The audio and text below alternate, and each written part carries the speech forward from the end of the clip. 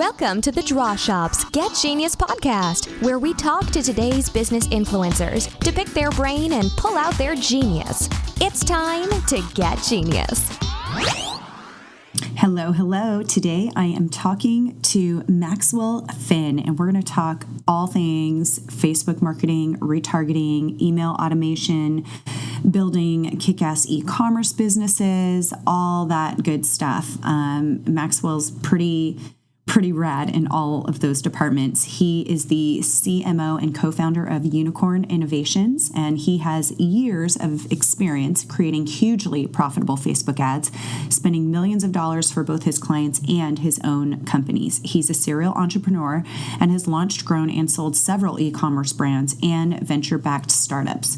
He's got really cool stories from startups from years ago, startups from outside of school, and what he's been able to do with those businesses, what he's learned not to do.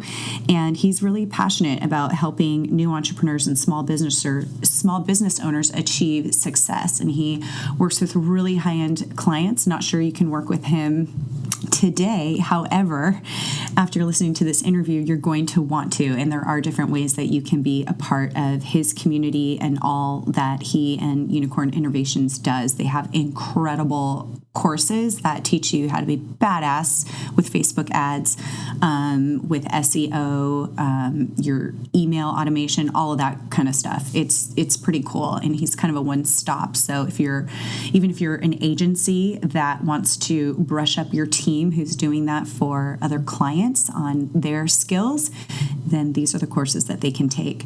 Not only that, he's really awesome at building communities. So he's not just a guy that drops a course in your lap and says good luck. He's pretty much there with you, and there's a community built in for you that you can interact with, and you're getting updated information, which is also huge because so many people are reading stuff about how to do marketing. Maybe it's only Facebook marketing, maybe it's only a year ago, and those of you who know Facebook marketing knows that things change pretty quickly, so you've got to keep yourself updated.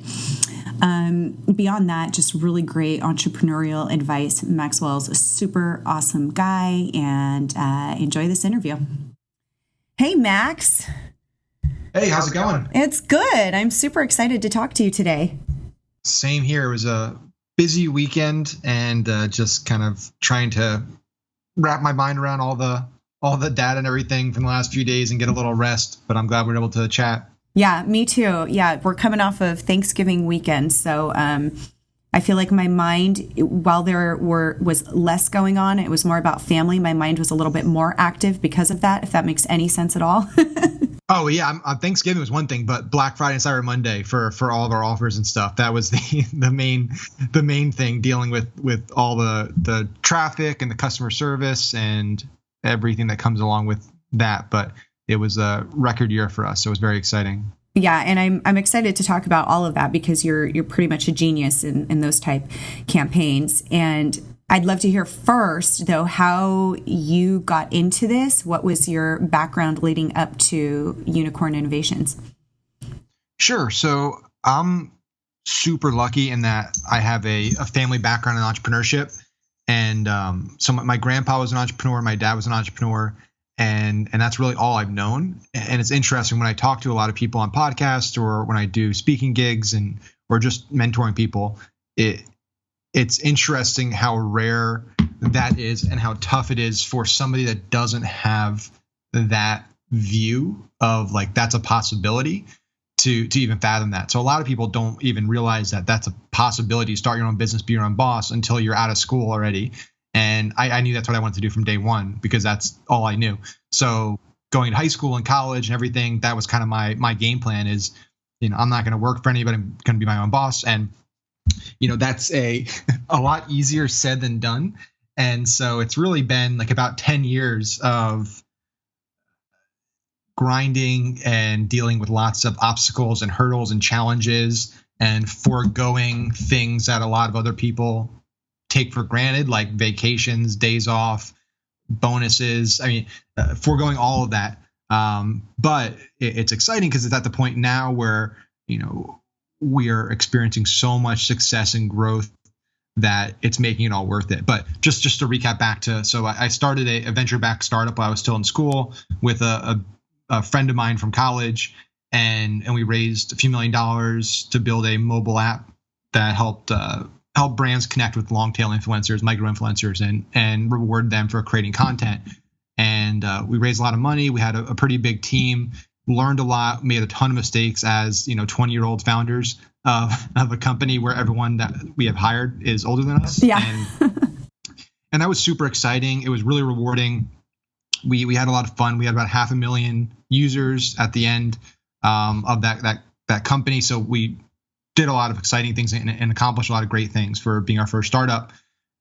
Towards the tail end of that, though, I started getting an interest into e-commerce, and specifically the direct response marketing side of it. The idea that I could put a message out there, I could craft a message and target a specific person at a specific time to motivate that person to take out their wallet and buy something was really exciting to me. It was just like this power thing of like, you stop somebody in their tracks during their day and have them buy something from you.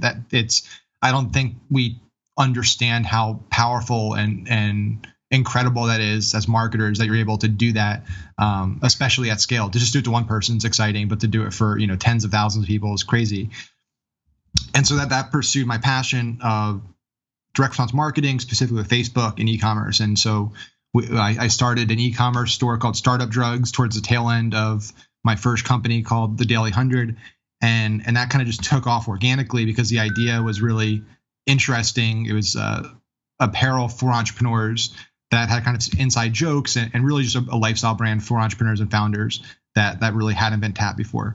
And one thing led to another. Flash forward, because I don't want to take you through every month or year of my life to today. But me and my partner, Jeremy Adams, we've been friends for 3 years now. We actually met via Facebook ad, which is kind of a funny story because it was a Startup Drugs ad. And one of our other partners had commented on it, tagging him in it. We started talking and realized we're all in Orlando. We met up, and that's how we met. And now we've run multiple companies together.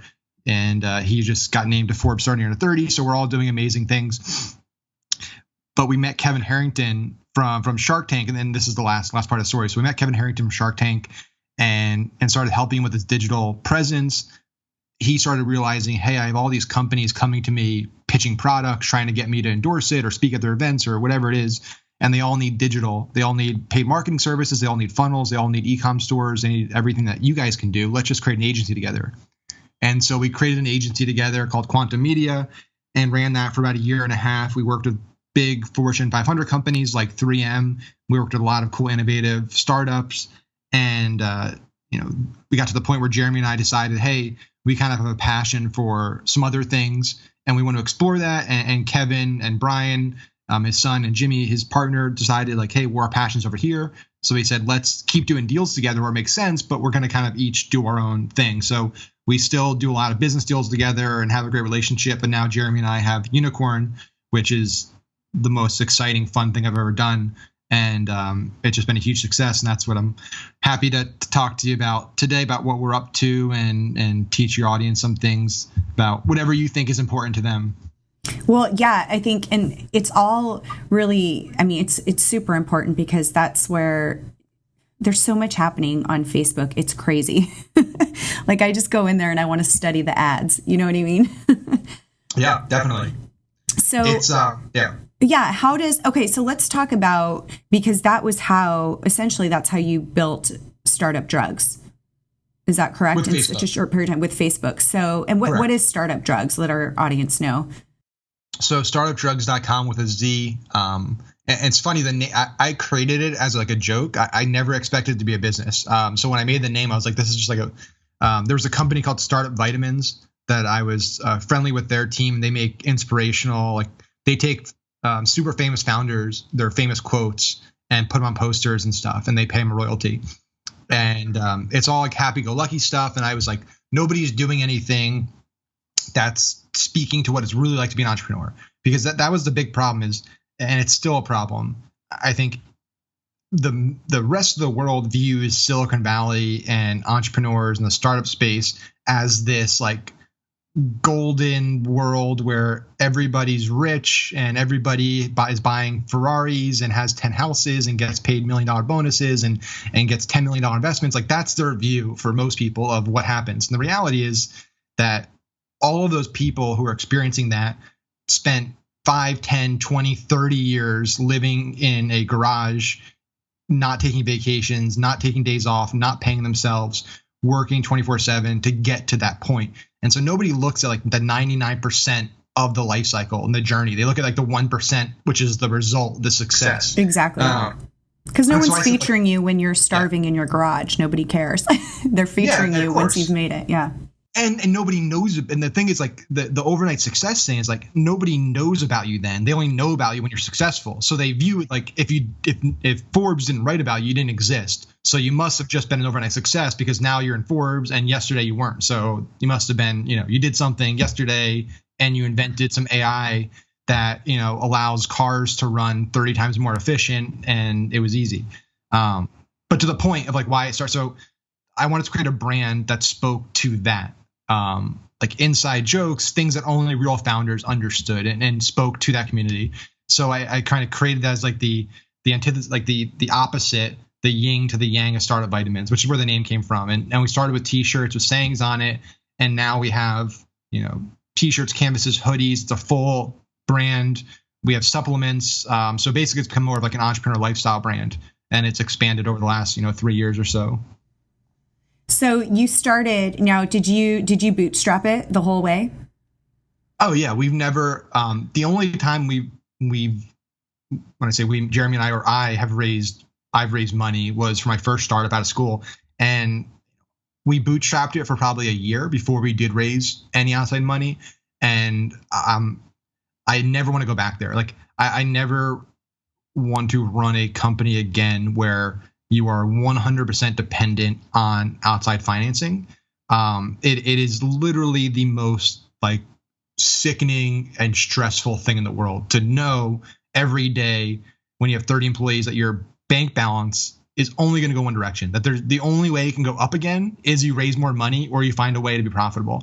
And for a majority of these kind of software startups in the Valley or New York or Boston or wherever, they're so focused on user acquisition and getting pretty metrics and stats to raise money. That's like their goal. It's like, okay, we need to do this so we can raise money from Greylock or Sequoia or Bessemer or Google Ventures. When in reality, you should be saying like, how can we build a business, right? This is a business. We shouldn't be building it to raise money. We should be building it to acquire customers and provide value. And so everything I've done since the Daily 100 has been like, this is going to be a business. We're going to make money from day one, right? So we're going to make money. We're going to be profitable. And then we can invest in doing cool things that require R&D. And so that's, what we're doing right now with the Unicorn is, we have a lot of money coming from a lot of different places, and they're, very profitable. And so now we have the position where we can say, okay, let's maybe invest in some companies. Let's explore that option, but we can afford to do that now because we have free cash coming in from everywhere, a bunch of different places. And so it's that's the model now. It's not, not raise money and pray that we can keep raising money or find a way to, break even before we run out of money. Right. So in less than 4 months, you brought Startup Drugs to $100,000, and then in 6 months it was $500,000. It just kept growing, and all of this was done through Facebook marketing and email funnels, I'm guessing. Yeah, I mean, it primarily through Facebook. We had a really strong word of mouth, but honestly, I mean, what's interesting is the milestones happen faster and bigger now. So, like, for example, I mean, we did $50,000 yesterday just on our course, and we spent maybe $1,000. So we made, we netted $49,000 yesterday alone, and we've no overhead on that. That's just our digital products. So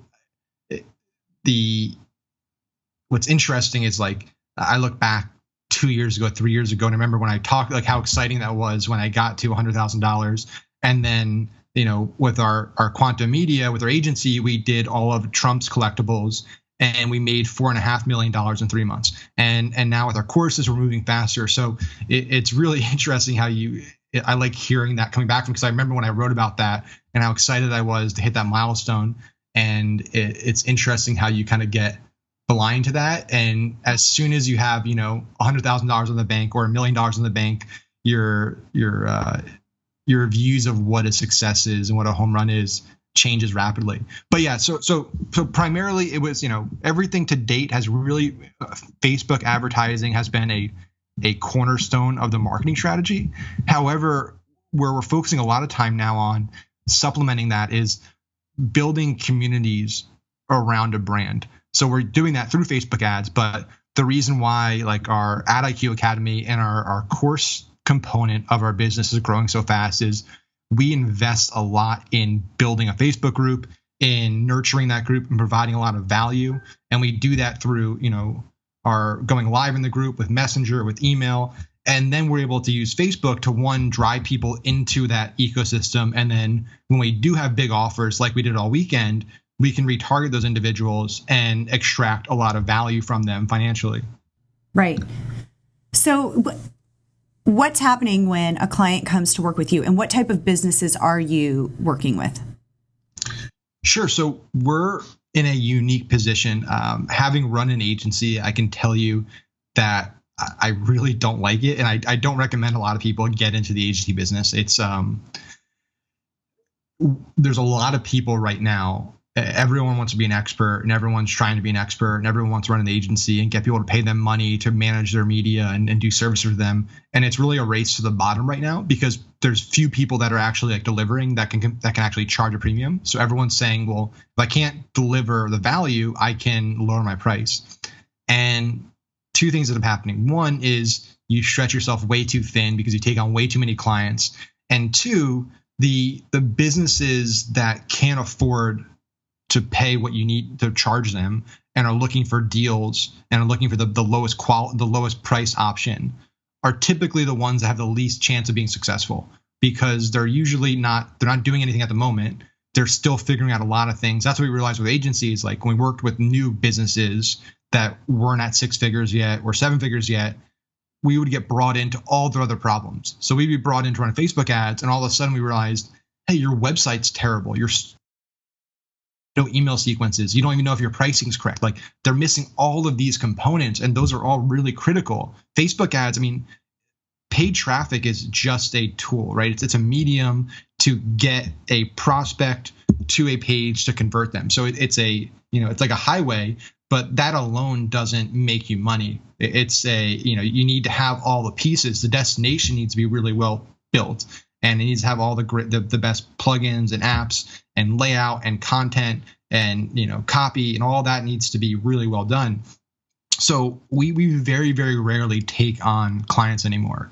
And when we do take on clients, we tell them up front, listen, we're probably the most expensive option on the market. And the reason we do that is because we want to have the highest quality customer. We want to make sure you're serious and invested. And that has worked out really well for us by kind of being the top priced option. We get the businesses that are most likely to succeed and have a lot of other things figured out. Because if you don't have all your other things figured out and all your ducks in a row, you're not going to spend $10,000 a month on a retainer for an agency to run traffic for you. So yeah, long story short, we work with a select group of businesses. At a minimum, they have to be doing high 6 figures, but growing rapidly, ideally in the 7 to 8 figure range, looking to scale. And most of the other stuff, we own our own products. So our info product business, where we have all of our courses, our coaching, we own all of that. We run our own traffic internally for that. Startup drugs, food trucker, we own a content site. So a lot of our traffic and the traffic that I run day to day is for our own businesses. And honestly, I like it that way because I have a lot more control over all the elements. Yeah, absolutely. So I completely 1000% agree. And I see a lot of that. People get focused on one thing and think, oh, I just need to have, really good Facebook ad, or I just need to have my site look good and then nobody's going to see it. Or I just, like you said, it's a very, like, you have to have all these parts in place. what is some advice that you have in building, and you're working with companies that are 6-figure plus, what is your advice to those smaller companies that are trying to get there? Yeah, the biggest mistake, and every Tuesday inside my students group, I do ad audits, landing page audits, e-com audits. So we actually go live, and I actually, like, everyone sends me the links and I take a look at them. And the reoccurring theme that I see in new Shopify stores or just new websites or people that are just getting started and looking to make a lot of money is they put all the bells and whistles on these stores and websites. So they throw in all the apps. They have the countdown timers. They have the fake inventory counters. They have the exit intent pop up. They have all the buzzword type apps on there, but they don't have a brand. There's no personality. There's no design. There's nothing that makes that store look like a brand. And the reality is that on a dollar per dollar basis for most products, you are not going to beat Amazon or Best Buy or the big players in the world. You're just never going to beat Amazon. So if you're a small business getting started, you can't look at it that way. You need to figure out, well, okay, what I can do is I can build a brand. I can really build a community. I can have some unique angle and value proposition that Amazon's not going to offer these people, because that's the thing people just forget is, like, you're drop ship. Most of these people are drop shipping products from AliExpress or Verlo. They're using one of these plugins, and you need to make a margin. So you're charging more than you're paying them. Amazon's getting it cheaper than they are. So that's like one of the biggest mistakes I see people make is they focus too much on what all the gurus are talking about, all the best plugins to add, and they overlook the most important pieces of building a business. And I actually did a live the other day where I talked about how it's really interesting when you take away the barriers to entry to something and you lower the cost significantly, people stop treating the process the same. And what I mean by that is, like, 10 years ago, if you want to start a business, or even 5 years ago, your business had a physical location, right? It was a big decision. You need to go, you need to find real estate, you need to find the perfect location, you need to put the right display on the outside, the branding, the signage, the layout of the store, the way you're going to display your products, the person who's going to accept the cash, the customer service, the people, all of those things. You put a lot of time into that because you're spending a lot of money. And the interesting thing is, when you're starting a Shopify store or an online business, like, you're doing the same thing. You're opening a business, right? And you should follow the same kind of mentality and process. Maybe you don't need to go to the same extremes because you're not building a retail location, but in terms of what the customer journey is going to be like when somebody enters your store, what's your brand voice going to be? What's your customer service going to be like? What is your return policy going to be? All of those things, I think a lot of people just neglect. And all they do is they set up a Shopify store, they connect to a Verlo or a drop shipping company, Printful or something like that, and they throw a bunch of products, run Facebook ads to it. They don't sell anything and they complain. And honestly, that's the extent that a lot of people go to when they start their Shopify store. Like, that's how much thought they put into it. And I've seen some of these stores, and it is shocking that anybody thinks that somebody's going to buy something on these stores, because they're random. They have random products that make no sense. They have, women's jewelry, and they randomly put some kitchenware on there. Like, they're really, really poorly thought out. And, if you look at the companies that are winning today that were pretty much new companies, didn't exist 2-3 years ago, whether it's Casper Mattress or Warby Parker or Purple Mattress or Squatty Pot. I mean, you look at some of these companies and they focused on one or two products, a handful of products, but they built a real brand around that. They really have a unique identity, a unique angle, a high quality product. They have a very, very loyal tribe and community around that. They have a beautiful, beautiful website and store. Their messaging throughout all of their platforms is consistent. It's in sync. They have the entire customer journey mapped out. And I think some people, when they talk to me, they are surprised by my response when I go into this kind of argument, because they think, well, you're a direct response marketer. All you care about is sending somebody from point A to point B and getting to buy something.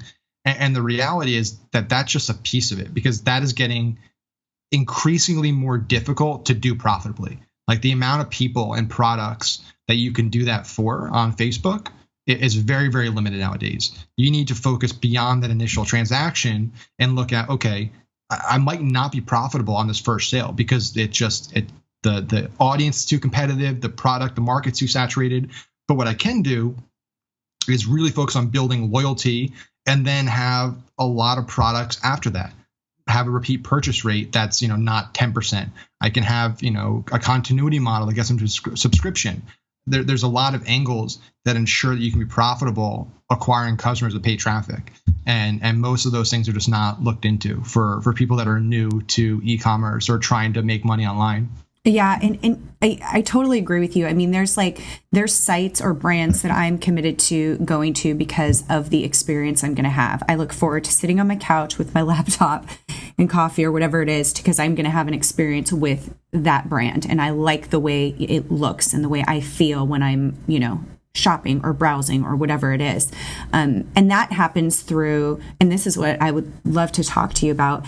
That's happened just with, one Facebook ad can do that. Like you said, and I want to go back to that because I think that's powerful and obvious, but maybe not obvious to a lot of people. But to be able to have that ability to stop somebody in their tracks to go, hey, I'm turning over my money right now because I have to have that. There's something that you invoked inside of them that makes them want to engage and be a part of whatever it is that you're offering. And I'd love for you to talk about that and how Sure. can you accomplish that? Yeah, so the key here too is when it comes to the ad side of things, like nobody is buying a product. Like when somebody pulls out their wallet and they see an ad that's really, really good and catches them, they're not buying your product. They could give a shit about your product. What they care about is they have a problem and you are offering a really, really unique solution or something that solves that problem in a way that they can't have solved in other place. Like that for a majority of purchases, especially impulse buys and purchases, if you're a new brand or something like that, that is the thing, right? Like with Casper mattress, for example, like there was nothing new about the mattress, right? They're not going to compete on just, hey, we have a better mattress and a lower price mattress. But the problem a lot of people have is like, well, how do I know that I'm going to like this mattress? I have, a problem trusting that I'm going to be able to get this here and like it. And then what happens is a whole, hassle to get back. And they solve that by saying, hey, we'll send it to you. You don't have to come to the mattress store. You don't do the shopping. Don't deal with the salesperson. We're going to deliver it in a tiny box. Don't worry about delivery men. And if you don't like it after 100 days, send it back to us. Like they're fixing problems that people have with existing options on the market. And so if you're running an ad and all you're doing is just pitching your generic product and all it is, hey, get our, Tupperware, save 15%, tag a friend that you think would like this Tupperware, which is like crazy that anybody writes ads like that. But you can go on Facebook right now and see a dozen ads just like that for generic products. Like that's not going to work too much unless you have a super, super trendy niche product that's going to be a fad, whether it's like a fidget, like a unique fidget spinner or something like that for a very niche audience. But for most products, like you need to speak to that. You need to first understand what the buyer's problem is, and your ad for cold traffic needs to speak to that problem. It needs to agitate that problem, and then it needs to present your product as a solution and do that in a way that's much more natural than just saying, come buy our product, tag a friend that would like this product, because that's not going to work for anybody. Right. So what are some of your like super expert in terms of, because I know you're like the genius in retargeting and we talk about retargeting. Actually, I know what it is, but I think some people that don't, they may hire other people to do Facebook ads for them, but they don't really know what it is. Can you talk about that and how it works? Sure. So the reality, and I think everyone that's listening to this can relate. I'm sure this weekend or the week leading up to this weekend, you spent time window shopping and looking at things you're going to buy on Cyber Monday, and you didn't buy it, right? And then on Monday, you got an ad from that exact company with a huge deal and you bought it. that company is employing retargeting. They are tracking you when you go to their website. They're then putting you into a bucket, a digital bucket inside Facebook called the custom audience. And then they're running an ad where the audience is that bucket. So they're able to say, hey, person X looked at product Y last week. We're going to show this ad to that person, and it's going to be a discount on that product. So that's like the fun basics of retargeting explained at a very generic, like a very general level. But it is a total necessity nowadays. You have fewer than 2% of people will convert on the first visit to a website. So 98+% of people coming to your store and website are leaving without buying. And you need to be able to segment those people and then follow up with those people accordingly based on where they're at in the buying cycle. So that's the basics. To do retargeting correctly, though, you can't just hit everybody with the same message, which is what a lot of people do with retargeting. It's like, anybody that visits my website for the next week, I'm going to show them this ad with a discount. And that's their retargeting campaign. The reality is that even that's working less and less. You could get away with that a year ago, 2 years ago, when it was still kind of a novelty and people didn't really know what was going on, but pretty much everybody's retargeting nowadays.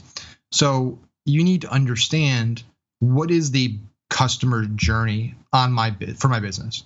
So from somebody that's never heard of my company before, all the way through to a repeat customer, what are all of the touch points in my ecosystem? So like, this is something I whiteboard out with clients and students. It's okay, maybe the first interaction is a video ad, and all they do is watch 95% of that video and they leave. Okay, well, that's a bucket. That's people that watch 95% of the videos. That's a specific audience that I'm going to send a specific ad to. Then you have people, the next step, that actually go to the website, but they don't look at the product page. They just look at the homepage. Well, that's a different bucket. Now you have people that go to the product page and leave. Now you have people that go to the add to cart page. They add to the cart, but they don't buy. Now you have people that start the checkout process but don't buy. Then you have people that buy for the first time. All of those people should be segmented differently because they all have different objections at that point in time in the funnel. So somebody that's added something to the cart and didn't buy, their objections most likely are going to be around price and affordability. Whereas somebody that has not even viewed the product page or visited the website, they might need to understand more about why this is a solution they even need. They should even like invest in their time into. And so the ad that you're showing to people needs to be contextual around where they're at in that cycle, if that makes sense. And the people that are doing that really, really well are making a ton of money right now. Like, behavioral retargeting is something that one of my buddies, John Hutchinson, who's probably one of the top guys in e-com and Facebook ads, talks a lot about, is, behavioral retargeting. And he has it down to a science and makes millions and millions of dollars with his campaigns. And I'm sure there's some statistics too in terms of, how many touch points somebody needs before they actually buy or become a customer. Yeah, and you can see this. I mean, you don't need to be a data scientist anymore to actually get metrics that you can understand for your business. I mean, Shopify now, if you go to a order in your Shopify store, they show you the journey. Like, they show you the path that the customer has taken. And so you can look in there and see, okay, this customer initially came from a Facebook ad, then they came back through Google search, then they came back and bought via an email with a deal on it. So you can start to understand, like, okay, here's all the customers this week. Each one of these, on average, took 3 touch points. And you can start to really get real data on your actual customers. You don't need to guess. Like, the days of guessing about who my ideal customer is, how many times I need to interact with them, what the right price is, all those questions, there's data right in front of you that's free. Google's giving it to you, Facebook's giving it to you, Shopify's giving it to you. You just need to take the time to actually look at it and analyze it and then draw conclusions from it. Yeah, we have so much available, and it's so, once upon a time it was, if you didn't get them the first time they saw the ad and they didn't see it again, that was it, you lost them. Yeah, exactly. So this is similar to with, I know that you help clients with as well, email automation and setting up your your email sequences and drip campaigns and all that, because it's similar in that, people sometimes get one email from you, and just because they didn't act on it doesn't necessarily mean they're a lost lead. So you can bring them back, you can with another email, but it has to be something different, obviously. You can't keep sending them the same email. But talk about a little bit about really creating those powerful drip campaigns. Sure. So we still do a lot of email, but most of my time in terms of like learning new things and experimenting is on Facebook Messenger now. Because the way I look at it, it's for me, it's all just numbers. I just look at the data. And with email, let's say you have 1,000 subscribers, you work really, really hard to get 1,000 people onto a list. And the first list is an email list. Well, 800 of those people are probably not going to see your messages, most of your messages.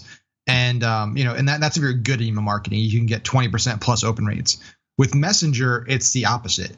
It's, 800 plus of those 1,000 are going to see pretty much every message you send.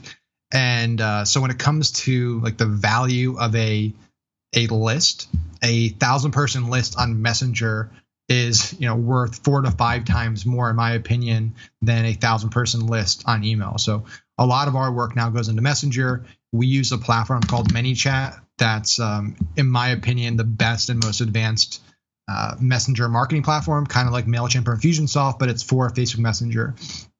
So we do all of our automation sequences, all of our broadcasts, everything is done through there. And I think Messenger is finally getting to a point maturity-wise where it can be on a level playing field with email. Up until probably about a month or two ago, Messenger was not really great for selling because you didn't have the ability to remove people from sequences when they bought, add them to different sequences when they bought. You didn't have that feature set.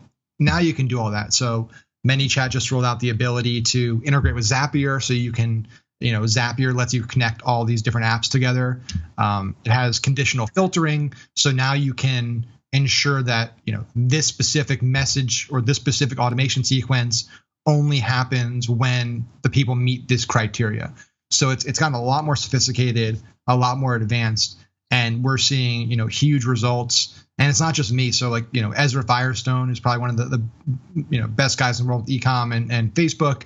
He's been pushing Messenger for a year now, and they're seeing massive results with their Messenger lists. Molly Pittman from Digital Marketer. So it's a lot of the best marketers are investing heavily in Messenger because of the results. Yeah, it's so true. And I think maybe not a lot of people know about that, but it was a ManyChat. You said okay. Yep. ManyChat. The best part of ManyChat is it's free to use. They have a few pro features, but even that, it's like $10 a month. They need to start charging for their service because you get way too much value for free. Well, yeah, and I see that a lot. If I've clicked on an ad and then I haven't actually gone through with purchasing or anything, I'll get the message for someone, and you do read it. I mean, that's just like how people are. It's kind of like text messages. People are reading their text messages. Yeah, it's a more intimate environment, and obviously that'll change. The next year to 2 years, you'll start to see Messenger mature and be comparable to email in terms of people's responsiveness. But you have a good window of time right now where there's still only early adopters, and marketers haven't ruined it yet. I think I always joke that marketers will ruin everything. Every good thing that we get, we ruin at some point. And so, Messenger will be ruined at some point in terms of its effectiveness. But for right now, there's not many people doing it actively. So the consumer isn't getting spammed. I mean, text message, you even see it now. You're starting to get more and more text message promotions, and you're starting to be more aware of that. Yeah, absolutely. So I have another question for you. Yep. You have something called your Ad IQ. Talk to us about that and tell us what that is. Sure. So our company, Unicorn Innovations, we have it's kind of a holdings company. So one of our subsidiaries under that is called Unicorn IQ, and Unicorn IQ is going to be basically a course platform where we're going to bring out the best courses for every area of digital marketing and online businesses. So our first course was our Facebook Ad IQ Academy, which is something I created about 3.5 months ago. It has 40 hours of video lessons, about 120 videos in there. You get access to a private group, which now has over 600 people in it, where I go live 2 times a week. Tuesday nights, I do live ad audits. Friday nights, I do live Q&A. So you get basically, I have 8 live sessions a month with me and my team. It's my first course. I've marketed and helped build a lot of other well-known people's courses and made them a lot of money. I've never wanted to be a in front of the camera person. This is all really new to me the past 6 months. The only reason I did it, and it's a funny story, is there are so many con artists basically out there selling courses, selling trainings that have not done a day of that in their lives. Like, so if somebody's out there doing Facebook ad training, there's a majority of those people have not spent $1 on Facebook ads. Or if they spend $1, maybe they spend a few $1,000s, but haven't spent millions or hundreds of thousands or anything worthy of teaching it to other people. And on top of that, I've had people like reach out to me personally. It's probably 5 months ago. A young kid reached out to me saying, "Hey, somebody referred me to you as one of the best Facebook traffic guys. I have a Facebook ad course. I'm really new to Facebook ads. I've only been doing it for 6 months. I created a course for $500, and I've already sold a few hundred of them, but I don't really know how to drive traffic to it and sell it. It's just been to a group." And he wanted to hire me to run the Facebook ads. And that just like that moment struck me of like, here you have somebody selling a course on how to run Facebook ads that is not willing to put their own money up for themselves to run the traffic to it. And that was kind of a turning point for me where I said, like, okay, I might not be comfortable in front of the camera. I might not be comfortable doing this. I'll get comfortable with it and I'll fake it if I need to, but it needs to be done because there's too many people out there that are hardworking small business owners, hardworking entrepreneurs that are investing a good chunk of their money into courses and masterminds and trainings, and they're getting no value at all. So that inspired me to create the course, and I'm glad I did because it's been like the most rewarding thing that I've done in a long time. And I think the unique thing about our program and all of our courses coming out, which is a total necessity nowadays, is most courses that are on the market, whether it's $1,000 course, a $3,000 course, you buy it and you get video lessons, right? You get content and trainings, and it could be really good trainings. But the problem is if that's on Facebook, for example, Facebook ads, after 6 months or so, a lot of that content could be obsolete or not as powerful as it used to be. And the other problem is it's impossible for an instructor to create a course that has like personalized strategies for every student. Everyone's different. They have different businesses, different goals. So for me, like the group and having the lives each week is the single most valuable part. And literally every student I have has said that like the group is the most powerful thing, worth the entire price itself. Like that's the X factor. And so like I honestly think whether you buy a course from me or a course from anybody, if they don't have a group where there's active like live trainings, Q&A, things happening on a monthly basis, don't invest in it because you're going to get outdated stuff. The instructor doesn't care about you really. They just care about making money. My goal is to help people because I should be charging monthly for this. Like I'm basically doing 8 hours of mini masterminds a month, and you just pay one time. So, but it's because I love doing it and it's fun, and I get to build really cool relationships with people. So that's the course. And we just came out with our SEO course. So we have SEO IQ Academy. One of our partners, Ben Nemiroff, basically if it's something that we're not experts at, we know one of the best in the world at it. So we're bringing in our network of experts to teach courses on specific topics. So he did SEO for all of Time Inc.'s biggest properties, health.com.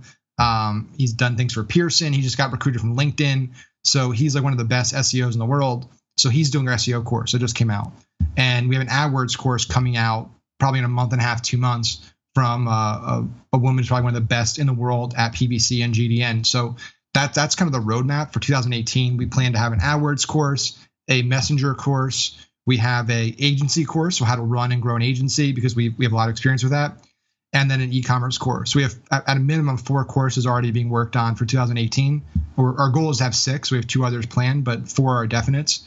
And so that's kind of the educational arm of the company. And it's a lot of fun. I love info products. It's you get to help people. Plus the margins on digital products are the best. Oh, absolutely. So, but there is the time, and there is, just you are paying for you put so much time into it, like you said, and you're keeping it updated, and you're creating a community. And I so love that you're doing that, because I agree with you. There's so many programs out there that people can buy, and then it's kind of like you're just left to your own, and it's just this thing. It's like a book or whatever it is.